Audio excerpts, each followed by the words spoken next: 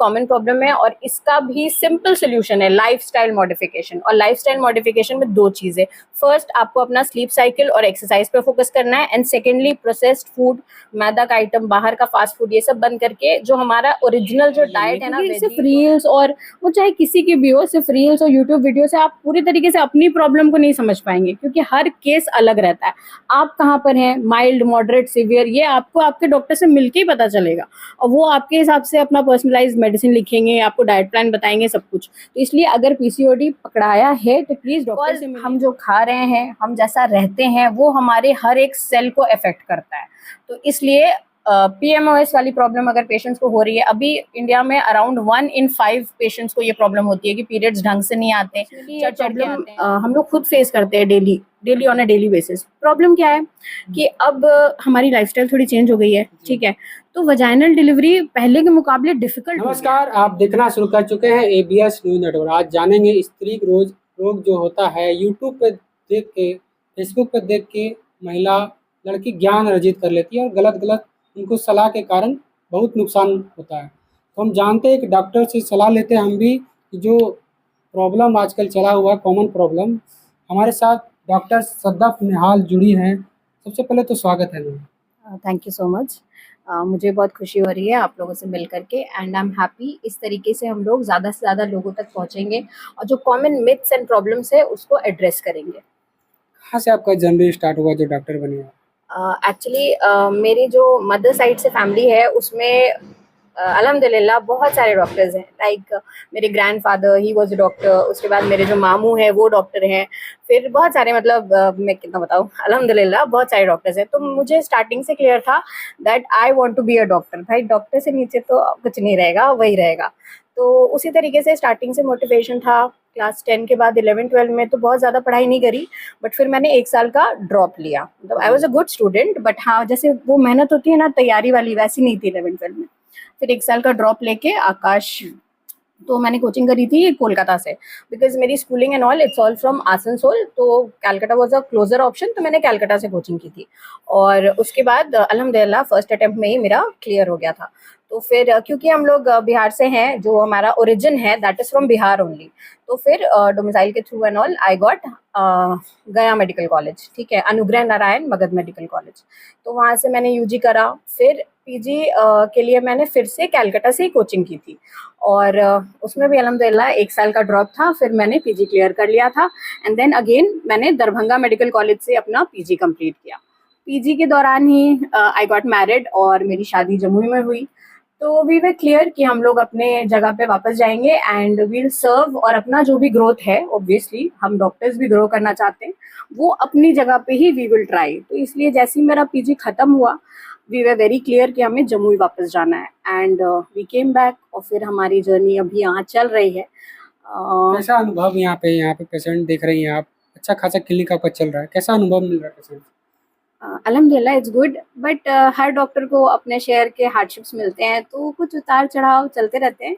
It's going on, but हाँ अच्छा लगता है यहाँ पे अपने लोगों के बीच में रहना और अपनी फैमिली के साथ रहना एज अ पर्सन, बहुत अच्छी फीलिंग है। एंड देन उसके साथ साथ जब आप लोगों को सर्व कर पाते हैं और अपने ही लोग आपको मिलते हैं जिनसे आप कंटिन्यूसली इंटरेक्ट कर रहे हैं, तो it is a good feeling. मुझे अच्छा लगता है यहाँ। बहुत लोगों पर टैग लगता है कि पैसा के लिए मतलब भर्ती कर लेती हैं, आईसीयू में देती है, तो डॉक्टर क्या फर्ज है, पहले उसको इलाज करना या पैसा अपना देना? हाँ, ये मैं इसके बारे में यही कहूँगी कि हम जो भी डॉक्टर्स हैं, ठीक है, स्पेशली प्राइवेट जो अपना छोटा क्लिनिक चलाते हैं, ठीक है, उनके लिए ना एक रिस्पेक्ट जो हम लोग गेन करते हैं ना, वो बहुत बड़ी प्रायोरिटी है। क्योंकि देखो, जो मल्टी स्पेशलिटी हॉस्पिटल्स है, उन लोगों का गोल थोड़ा अलग रहता है, बट जो मैं जितने भी गायनोकोलॉजिस्ट हैं और जितने भी प्राइवेट सेटअप वाले लोग हैं, उनके पास मतलब समझो जो पेशेंट्स है ना, वो फैमिली जैसे बनते जाते हैं धीरे धीरे। तो सिर्फ मनी प्रायोरिटी कभी नहीं रह सकता। मेरे पास जो पेशेंट्स आते हैं उसमें बहुत सारे पेशेंट्स रहते हैं जो गरीब रहते हैं, बहुत डिस्काउंट्स करते हैं और खुशी खुशी करते हैं।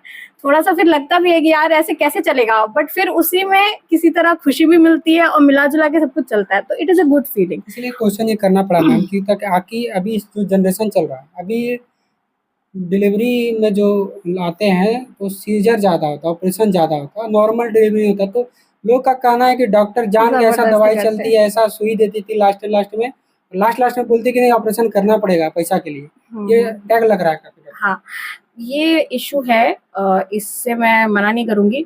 और पर्सनली ये प्रॉब्लम हम लोग खुद फेस करते हैं daily on a daily basis. Problem क्या है कि अब हमारी लाइफस्टाइल थोड़ी चेंज हो गई है, ठीक है? तो वजाइनल डिलीवरी पहले के मुकाबले डिफ़िकल्ट हो गया है। पहले आराम से पेन्स आते थे और पेशेंट डिलीवर करती थी मैक्सिमम केस में, कॉम्प्लिकेशन तो पहले भी होता था। बट अभी क्या हो रहा है, पोस्ट डेटेड प्रेगनेंसी ज़्यादा हो गई, डेट पार हो गया, दर्द नहीं हो रहा। तो उन केसेस में हम लोग रिस्क लेने में खुद भी, डॉक्टर्स को भी डर लगता है कि अगर कुछ कॉम्प्लिकेशन हो गया तो बेचारी पेशेंट को क्या जवाब देंगे। तो इसलिए भी कुछ केसेस में सी सेक्शंस हम लोगों को एडवाइस करना पड़ता है, ऐसा होता है। But for safety reason, not कि यार पैसे बनेंगे, ठीक है? अगर तुम मॉनेटरी वाइज देखोगे तो एक एग्जांपल मैं सिंपल सा दे रही हूँ। अगर पेशेंट्स की नॉर्मल डिलीवरी ज़्यादा होती है तो उनका ट्रस्ट बिल्ड होता है ना? जब ट्रस्ट बिल्ड होगा तो ऑटोमेटिकली एक चेन बनेगी, तो आपको पैसे आने ही आने हैं ना। तो ऐसा नहीं है कि सिर्फ सी सेक्शन करके डॉक्टर पैसा कमा सकता है, अच्छा काम करके डॉक्टर सबसे ज़्यादा पैसे कमा सकता है विथ हेल्पिंग एवरीवन, ठीक है? तो इसलिए मुझे तो नहीं लगता ऐसा, और मैं अपने प्रैक्टिस में भी यही कोशिश करती हूँ कि मैं वजाइनल डिलीवरी ज़्यादा से ज़्यादा कराऊँ। बट येस, जहाँ पे मुझे सेफ्टी कंसर्न लगेगा तो वहाँ पे तो मुझे बोलना आज ही की पड़ेगा जनरेशन ना। को क्या सलाह देंगे आप ताकि नॉर्मल डिलीवरी कर पाए? क्या एक्सरसाइज, उसके लिए क्या दवाई चलाना चाहिए? देखो, वजाइनल डिलीवरी के लिए कोई ऐसा दवाई नहीं आता, और हम लोग भी जो दवाई चलाते हैं वो आयरन कैल्शियम पे ज़्यादा फोकस करते हैं, ठीक है? बाकी ये बहुत एक्स्ट्रा दवाई बहुत मिनिमम से मिनिमम रखते हैं। बट ये है कि फिजिकल एक्टिविटी, हमारी लाइफस्टाइल सेडेंटरी हो गई है, ये बात में कोई दो राय है नहीं ना? पहले की जितना हम लोग एक्टिव हैं, कोई भी नहीं, वो कोई भी बंदा हो उतना एक्टिव अब नहीं है। तो उसका फर्क पड़ता है बॉडी पे। एक तो प्लस कुछ और रीजंस है, जैसे कि अब मैं ये नहीं बोलूँगी कि लड़कियों को 18 साल में शादी कर लेना चाहिए, बट येस, अर्ली एज पे जो मैरिजेस होती है उसमें कॉम्प्लिकेशन कम होते हैं, तो वो सब चीज़ें बदल रही हैं। तो कुछ बदलाव के साथ कुछ कॉम्प्लिकेशंस भी तो आती हैं। तो सारा ज़िम्मा उसका आप डॉक्टर पे नहीं डाल सकते कि भाई इनके वजह से सी सेक्शन हो रहा है। बहुत सारे चेंजेस आ गए, लाइफस्टाइल चेंज हो गई है, एज ऑफ प्रेगनेंसी जो हम लोग प्लान करते हैं वो चेंज हो गई है, प्लस जब इतने एडवांस्ड जांचें आ गई हैं तो उसमें कॉम्प्लिकेशंस जल्दी डिटेक्ट होती है। अब कोई कॉम्प्लिकेशन अगर डिटेक्ट हो जाती है, उसके बाद भी आप वजाइनल डिलीवरी के लिए पुश करोगे, और अगर बच्चे को कुछ हो जाता है तो डॉक्टर क्या जवाब देगा?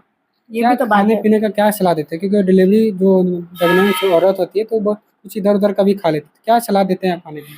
अ, मेरे हिसाब से फ्रूट्स एंड ग्रीन वेजिटेबल्स ये बहुत अच्छा फ़ायदा करती हैं। फिर मखाना इज़ अ सुपर फूड, वो बहुत अच्छा काम करता है।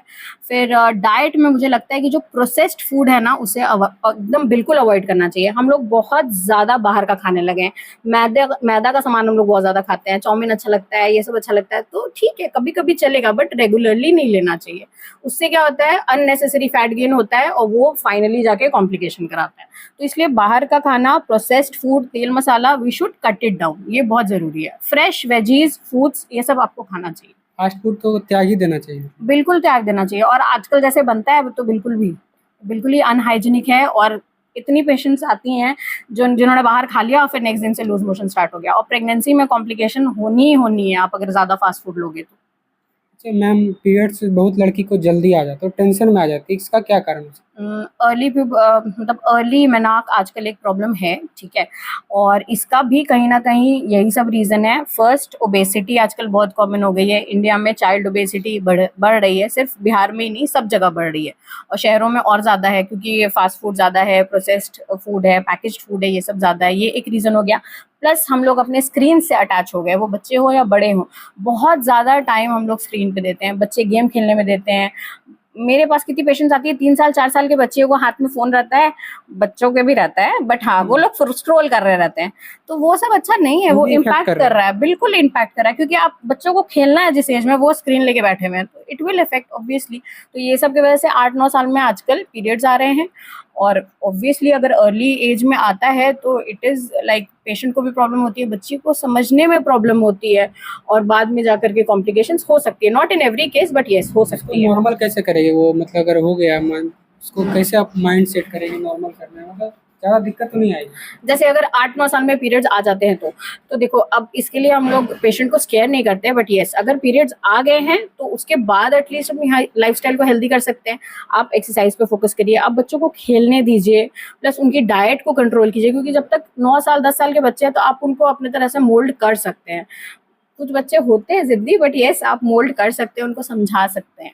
तो ये सब पे ध्यान देना बहुत लोग चाहिए। को पीरियड्स में 2-3 महीना गैप हो जाता है लगातार, मतलब वो फिर इग्नोर कर देती है, फिर आ जाता है, फिर 2-3 महीना गैप हो जाता है, उसको क्या सलाह देते हैं? यस, इस कैटेगरी में सबसे कॉमन है पीएमओएस, पहले हुँ, पीसीओएस नाम था, अब पीएमओएस बोलते हैं।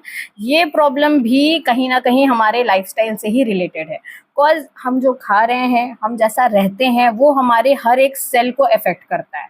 तो इसलिए पीएमओएस वाली प्रॉब्लम अगर पेशेंट्स को हो रही है, अभी इंडिया में अराउंड 1 इन 5 पेशेंट्स को ये प्रॉब्लम होती है कि पीरियड्स ढंग से नहीं आते, चढ़-चढ़ के आते हैं, उसके बाद फिर पीरियड्स आते भी हैं तो क्लियरली नहीं आते। तो ये बहुत कॉमन प्रॉब्लम है और इसका भी सिंपल सॉल्यूशन है लाइफस्टाइल मॉडिफिकेशन। और लाइफस्टाइल मॉडिफिकेशन में 2 चीज़ें, फर्स्ट आपको अपना स्लीप साइकिल और एक्सरसाइज पे फोकस करना है, एंड सेकेंडली प्रोसेस्ड फूड, मैदा का आइटम, बाहर का फास्ट फूड, ये सब बंद करके जो हमारा ओरिजिनल जो डाइट है ना, वेजीज और फ्रूट्स वाला और नॉर्मल सीरियल्स वाला, उससे फॉलो करना चाहिए। सॉरी मैम, अगर फूड को अवॉइड कर दें, मैदा को अवॉइड कर दें, एक्सरसाइज करें, तो डॉक्टर के पास भी जाना नहीं पड़ेगा उनको? आप अगर हेल्दी रहिएगा तो डॉक्टर के पास जाना ऑटोमेटिकली कम हो जाएगा ना। हुँ। हेल्थ रहेगा तो आप क्यों जाइएगा डॉक्टर के पास। अच्छा, यूट्यूब देख के बहुत लोग सलाह ले लेते हैं, कुछ-कुछ खाना-पीना करने लगते हैं, नुस्ख़ा निकालती है, उस उन लोग को क्या संदेश देंगे? देखो, यूट्यूब, इंस्टाग्राम पे जो मिसकंसेप्शंस है ना, मिथ्स है ना, वो बहुत जल्दी वायरल हो जाती हैं, ठीक है? तो इस चीज़ का बहुत लोग फ़ायदा उठाते हैं, ठीक है? और मिस इन्फॉर्मेशन तो इतनी ज़्यादा है यूट्यूब पे और इंस्टाग्राम पे कि मतलब उसको ठीक करने के लिए ही कुछ लोग इंस्टा, जैसे मेरे जैसे डॉक्टर्स क्यों आए हो, हम लोगों को इन्फ्लुएंसर बनने की कोई ज़रूरत नहीं है, हमें यूट्यूब, इंस्टाग्राम पे आने की कोई ज़रूरत नहीं है। बट इतना कुछ हमने भी सुना है ना स्टार्टिंग में कि मैम यूट्यूब पे तो ये देख रहे थे, इंस्टा पे तो ये देख रहे थे, कि फाइनली हम लोगों ने भी डिसाइड किया, मेरे जैसे बहुत सारे डॉक्टर्स के, कि नहीं, मिथ्स और मिसकंसेप्शंस को हम लोगों को दूर करना है। और जब इंस्टा पे देख के ही आपको फेथ आता है तो चलो, we'll also come on Instagram. तो ये एक है और धीरे-धीरे ही होगा, अचानक से तो नहीं होगा। क्या बट आईडी यस, है आपका इंस्टाग्राम पे जो आपको फ़ॉलो करे, जो जिसको दिक्कत हो रही है? Lady doctor Sadaf on Instagram and doctor Nehal surgeon on YouTube. अच्छा, बहुत लोगों को बच्चा नहीं होता है, झाड़-फूँक में विश्वास करने लगते हैं, कभी मज़ार चल जाती है, कभी मंदिर चल जाती है, जो गाँव वाला बता देता है वहीं पहुँच जाती है, लेकिन डॉक्टर के पास नहीं पहुँचती, ताकि हुँ। उसको लगता है कि कहीं न कहीं कोई कर दिया है, ऐसे गाँव वाले को औरत को हाँ, बना। यस, यस, तो यस। क्या उसको सजेशन देना चाहते हैं? देखो, faith healing is a term, ठीक है? बट एज़ अ डॉक्टर मैं तो नहीं विश्वास करती ऑब्वियसली, बट येस, अगर आपको झाड़-फूँक पे भरोसा है तो मैं आपका दिल नहीं तोड़ूँगी, मैं बोलूँगी ठीक है, वो कर रहे हो तो कर लो, बट साथ में डॉक्टर के पास भी पहुँचो, ठीक है? अपना जो साइंटिफिक तरीका है अपनी बीमारी के इलाज का, वो प्लीज़ लो, तभी जाकर के फिर आपको कुछ रिज़ल्ट मिलेगा। क्योंकि अगर एक चीज़ जैसे झाड़-फूँक के चक्कर में अगर आप बहुत डिले कर देते हो, तो फिर जो आपके पास गोल्डन टाइम है वो निकल जाएगा। फिर आप इधर से भी, जब आप मेरे पास अगर लेट से पहुँचते हो और आप मान लो अगर आपका ओवेरियन रिज़र्व यानी कि अंडे-दानी की क्षमता ही कम हो गई, तो फिर हम लोग भी कुछ नहीं कर पाएँगे ना। अगर आप सही टाइम पे आओगे तो आपके चांसेस ऑफ ट्रीटमेंट के सक्सेस जो होते हैं वो ज़्यादा रहेंगे। तो इसलिए ठीक है, झाड़-फूँक करवाना है, इट्स ओके, आपके अपने मन की संतुष्टि के लिए आप करा लो, बट डॉक्टर के पास भी सही टाइम पे पहुँचो। That is what I would say, क्योंकि भाई गाँव के लोग इतनी जल्दी एक बार में नहीं समझेंगे। तो मेन क्या है कि उन तक सही सर्विस पहुँच जाए। तो ठीक है, आप वो उधर साइड से कराइए, साथ में इधर भी हमसे मिलिए और इसमें टाइम दीजिए। बिकॉज़ इनफर्टिलिटी का जो ट्रीटमेंट होता है ना, वो ऐसा नहीं है कि चुटकी बजाया और हो गया, विदिन 1 मंथ हो गया। It takes time. अगर मान लो किसी का पीरियड गड़बड़ है, ठीक है? 2-3 महीने, 4 महीने पे आता है, तो पहला फ़ोकस क्या रहता है कि उसकी लाइफ़स्टाइल को चेंज करेंगे, उसका पीरियड रेगुलेट करेंगे, उसके बाद उस हिसाब से ट्रीटमेंट देंगे। अब 1 महीने में चाहोगे सब कुछ ठीक हो जाए, तो दैट इज़ नॉट पॉसिबल। तो ये वाली चीज़ भी लोगों को समझनी है कि अगर आप इनफर्टिलिटी का ट्रीटमेंट ले रहे हो, वो मुझसे लो, चाहे दुनिया में किसी से भी आप लो, आपको टाइम थोड़ा देना पड़ेगा, थोड़ा पेशेंस रखना पड़ेगा। पीसीओडी क्या है मैम? बहुत लोग देखते हैं रिपोर्ट में डर जाती है कि इसका क्या हो गया हमें? क्या है ये? हाँ, देखो, पीसीओडी देखते ही सबसे पहले पेशेंट्स को लगता है कि मेरी ओवरीज में सिस्ट हो गए हैं, ठीक है? क्योंकि पॉलीसिस्टिक ओवेरियन डिजीज नाम ही है। तो बट एक्चुअली अब इसे मिसनॉमर मानते हैं। अब इसका नाम हो गया PMOS, poly endocrine metabolic ovarian syndrome. मतलब ये मेटाबॉलिज्म की गड़बड़ी है। बॉडी में इंसुलिन रेजिस्टेंस होती है, जैसा कि डायबिटीज में होता है, उसी का समझो एक मॉडिफाइड फॉर्म है। तो उस वजह से मेटाबॉलिज्म गड़बड़ है, तो ओवरीज भी अच्छे से फंक्शन नहीं कर पा रही। ओवरीज का काम क्या है? अंडे बनाना, मतलब ओव्यूलेशन होना। अब अगर ओवरीज काम नहीं करेंगी तो एग अच्छे से नहीं बनेगा। अगर एग अच्छे से नहीं बनेगा तो पीरियड्स में गड़बड़ी आएगी, और जब हम लोग प्रेगनेंसी के लिए ट्राई करेंगे तो उस टाइम पे इनफर्टिलिटी का इशू आएगा। इसलिए अगर पीसीओडी आपको डिटेक्ट हो रहा है, आपके पीरियड्स गड़बड़ हैं, तो आपको सबसे पहले अपने डॉक्टर से मिलना है और इसके बारे में डॉक्टर से सामने से जानकारी लेनी है। क्योंकि सिर्फ रील्स, और वो चाहे किसी की भी हो, सिर्फ रील्स और यूट्यूब वीडियो से आप पूरी तरीके से अपनी प्रॉब्लम को नहीं समझ पाएंगे, क्योंकि हर केस अलग रहता है। आप कहाँ पर हैं, माइल्ड, मॉडरेट, सिवियर सिवियर, ये आपको आपके डॉक्टर से मिलके ही पता चलेगा, और वो आपके हिसाब से अपना पर्सनलाइज्ड मेडिसिन लिखेंगे, आपको डाइट प्लान बताएंगे, सब कुछ। तो इसलिए अगर पीसीओडी पकड़ाया है तो प्लीज़ डॉक्टर से मिलें, उसके बारे में डिस्कस करें, डरे नहीं, क्योंकि डर के तो कोई सोल्यूशन नहीं मिलने वाला है। अगर कोई प्रॉब्लम है तो उसे फेस करना है, उसे कैसे हैंडल करना है इसके बारे में डिस्कस करना है, बहुत इज़न्ट इट? मतलब बहुत बड़ा ये कुछ इशू नहीं है। देखो, कोई भी बीमारी हो दुनिया में, ठीक है, कोई भी हो, it's not just about PMOS, अगर ये डिटेक्ट हुई है तो इसे हैंडल करना है, इसके बारे में समझना है, क्योंकि आप जब तक खुद बीमारी को नहीं समझेंगे तब तक आप कैसे इसे हैंडल करेंगे। और डॉक्टर समझाते हैं, ऐसा नहीं है कि वो टाइम नहीं देते। आप मिलिए, बात कीजिए और फिर उसके अकॉर्डिंगली उसको हैंडल कीजिए। पीएमओएस में भी माइल्ड, मॉडरेट, सीवियर है, किसी किसी केस में बहुत सीवियर रहता है, कुछ ऑपरेशंस की भी नौबत आती है जैसे ओवेरियन ड्रिलिंग वगैरह, बट मैक्सिमम केसेस अभी जो हम लोग देखते हैं वो माइल्ड टू मॉडरेट रहता है। तो इसलिए यस, मिलिए, अपनी स्टेज को असेस कीजिए और उस हिसाब से यू हैव टू एक्ट, यही बात है। आपके क्लिनिक में कौन सा पेशेंट आया जो इमोशनल हो गया आप देख के? फर्स्ट ऐसा कुछ हुआ होगा आपके साथ? बहुत सारे केसेस होते हैं यहाँ, बहुत सारे हैं, मुझे अभी ज़्यादा याद नहीं आ रहा, बट हाँ एक केस मुझे जो अभी याद आ रहा है वो जो थोड़ा सा है हमारी सोसाइटी में, लड़का बेबी और लड़की बेबी को लेके। तो देयर वाज दिस पेशेंट, उसको 3 लड़कियाँ थी और 3 सिज़ेरियन, नहीं हाँ, से 2 बेटियाँ थी, दोनों सिज़ेरियन था, ठीक है। अब इस बार जब सिज़ेरियन हुआ तो मैंने बताया जा कर के कि मतलब मेरे स्टाफ ने जाके बताया कि इस बार भी लड़की हुई है, बट तीसरा सिज़ेरियन है तो बंद ही कर देते हैं, नहीं तो पेशेंट की जान पे खतरा हो जाएगा, ठीक है। जैसे पहले से 2 बेबी गर्ल थी, उसको सिज़ेरियन केस था, ठीक है। 3rd सिज़ेरियन हम लोग कर रहे थे, 3rd टाइम भी बेबी गर्ल हुई, तो हमने अटेंडेंट के पास स्टाफ को भेजा कि इस बार तो बंदी कर देनी चाहिए क्योंकि तीसरा बेबी हो गया, वो भी सिज़ेरियन से। बट उधर से उनके घर वालों का जवाब आया कि नहीं, हम लोग चौथी बार भी ट्राई करेंगे, पेशेंट को जो होगा देखा जाएगा, बट एक लड़का तो होना चाहिए। और पेशेंट जो मेरी थी वो तो टेबल पे ही रोने लगी कि मुझे बेटी हो गई, बेटी हो गई, अब मेरा शौहर मुझे छोड़ देगा, व्हाट नॉट, बाप रे, बहुत ज़्यादा। जैसे अभी मैं बोल रही हूँ तो मुझे थोड़ी हंसी आ रही है, बट उस मोमेंट पे इट वाज लाइक बहुत बुरा लग रहा था। अभी भी तो समाज में ऐसा क्यों है मैम? क्योंकि पीढ़ी बहुत आगे, जो डिजिटल इंडिया हो गया है, ऐसा अभी भी ऐसा हो रहा है? बहुत कॉमन है भाई, बहुत ज़्यादा। अगर मान लो जैसे, चलो ये तो सिजेरियन की बात थी, वजाइनल डिलीवरी में भी अगर बेटी हो रही है कंटिन्यूसली तो लड़की को ब्लेम किया जाता है, जबकि ऐसा कुछ नहीं है। लड़का लड़की किसी लड़की के हाथ में नहीं है, किसी लड़के के हाथ में नहीं है। इट्स प्योरली कि आपका लक है, वो भगवान की मर्जी है, उसमें कोई कुछ नहीं कर सकता, ठीक है। तो ये बात अब लोगों को समझनी चाहिए। और इनफैक्ट मेरा तो पर्सनल व्यू है कि बेटियां ज़्यादा अच्छी होती है, ज़्यादा केयर करती हैं। वैसे I am not taunting anyone, but ये मेरा पर्सनल मानना है। अच्छा मैम, आपके पेशेंट मतलब क्लिनिक में कौन सा पेशेंट ज़्यादा नॉर्मल जो बीमारी आता है आप बता? हाँ, ऑब्वियसली मैं गायनेक हूँ तो मेरे पास फीमेल पेशेंट्स हैं। फीमेल पेशेंट्स में मेरे पास ज़्यादा डिलीवरी पेशेंट्स हैं, ठीक है। बट येस, गायनी केसेस में सबसे ज़्यादा कॉमन क्या है? पीएमओएस कॉमन है, और विथ एज जो हमारा 35 के बाद मेंस्ट्रुअल इरेगुलरिटीज़ बहुत कॉमन है भाई, बहुत कॉमन है। मतलब हर 15 दिन में पीरियड्स आ रहे हैं, कभी कभी फाइब्रॉइड्स, कभी कभी क्या फाइब्रॉइड्स के केसेस भी बहुत कॉमन है। तो ये इस बेल्ट में हम लोग ज़्यादा देखते हैं। अगर आपसे मिलना चाहें मेरे वीडियो के माध्यम से तो क्या सलाह देंगे? क्या कहाँ एड्रेस है ये? जमुई में खैरा मोड़ में हमारा एड्रेस है, मतलब एनएन हॉस्पिटल के नाम से है मेरा हॉस्पिटल। एंड आप आ सकते हैं कभी भी। क्या संदेश देना चाहते हैं जो तमाम लड़की या महिला आपके वीडियो देख रहे हैं, पुरुष भी देख रहे हैं जो हस्बैंड है, क्योंकि उनको भी देखना बहुत ज़रूरी है, जितना औरत को देखना ज़रूरी है उनको भी देखना है। क्योंकि आप ही बोला है कि वो भी, आप उनका गलती नहीं है कि लड़की हो गया है, हाँ लेकिन उनको बिल्कुल। लगता है कि लड़की का ही गलती है कि लड़की हो गया। हाँ, तो क्या संदेश देना चाहते हैं? कितनी बार ऐसा हुआ है कि मैंने खुद सुना है, ठीक है, मेरे सामने नहीं बोला है, जैसे मैं पार हो रही हूँ, डिलीवरी हुई, जस्ट बेटी दी गई तो उसको बोले एकरा तो बेटी हुए, दूसरी लड़की से ब्याह कराते हो गए, ऐसे सुना है। सोचो कि दूसरी लड़की से शादी कराएंगे तब जाकर के बेटा होगा, मतलब बेटा के लिए दूसरी लड़की से बेटा का शादी कराएंगे तब जाके हमको पोता मिलेगा, ऐसे करके बोलते हैं लोग। अब क्या बोल सकते हैं। अब देखो, मगर मेरे को यही लगता है कि जो भी सोच है समाज की वो धीरे धीरे ही चेंज होती है, और विद टाइम बहुत लोग चेंज हो गए हैं, ऐसा नहीं है।